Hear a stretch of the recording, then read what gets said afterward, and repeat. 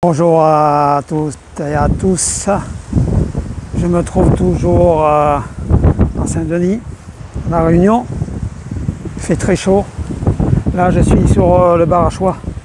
Bon, ça vous parle peut-être pas, c'est une jolie partie de Saint-Denis qui donne sur l'océan. Bon, voilà, je suis sur l'océan.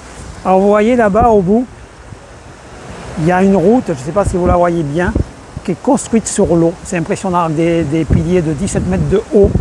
Elle longe l'ancienne route côtière où les rochers tombaient sur les voitures. Dans cette route a coûté plus d'1 milliard d'euros. Elle fait 8 km de long. Et quand vous la prenez, vous êtes carrément sur l'océan. Et là-bas, vous voyez la montagne. Donc, on va développer le sujet. Je vous le mets en ligne maintenant.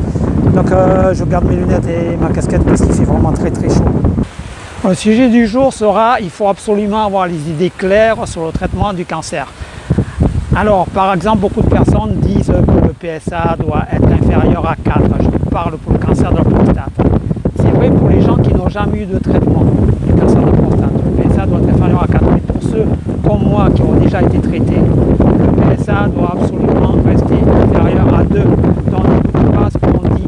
Première chose à savoir, en ce qui me concerne, le PSA était de 15,9, le score de cancer de 4 plus 3. Le cancer était localement avancé sur les attaches de la prostate.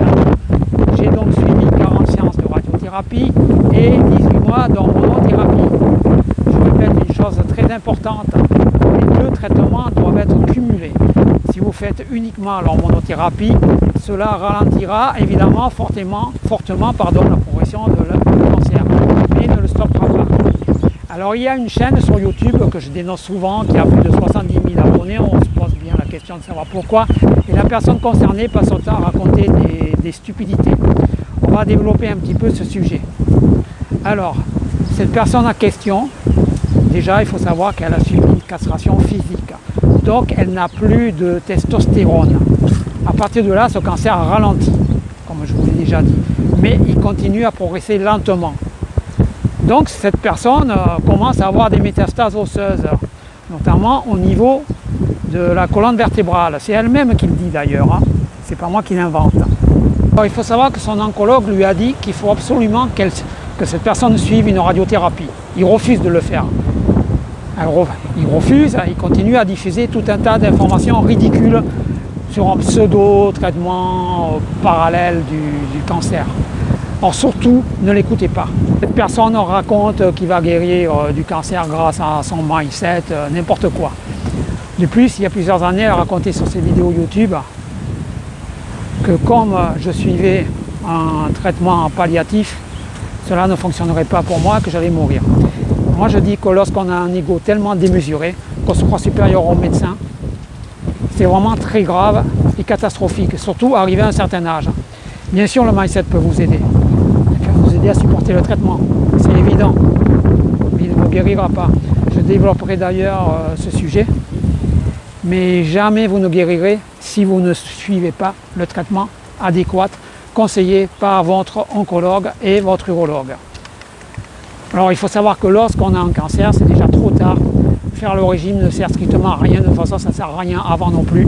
Et comme je l'ai dit, à chaque fois qu'il s'agit de votre vie, mettez vraiment le maximum d'efforts. C'est votre vie, pas la mienne. Pour combattre le cancer, il faut avoir un comportement adulte, surtout. Alors autre chose également, les personnes qui passaient votre temps à poster des commentaires stupides d'encouragement sur la chaîne de ce personnage, à mon avis, vous n'avez jamais eu cette maladie. Donc, quand on n'a pas d'expérience, on se tait et on apprend.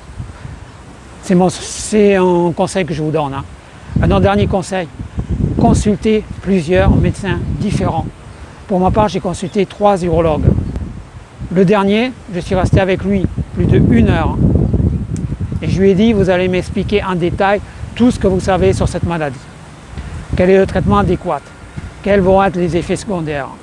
En fait, il s'agit, comme d'un placement financier, de déterminer le ratio risque-gain. Et vu ce qu'il m'a dit, c'était clair, il n'y avait pas d'autre choix que la radiothérapie et l'hormonothérapie. Donc actuellement, contrairement à l'autre personne dont je parle beaucoup, je suis guéri, je ne regrette rien. Mais il y a juste une question qui me taraude. Comment des gens qui apparemment sains d'esprit peuvent s'imaginer qu'on peut battre le cancer facilement? Vous vous prenez pour qui? Vous croyez supérieur à la moyenne? Vous croyez supérieur aux gens qui suivent le traitement?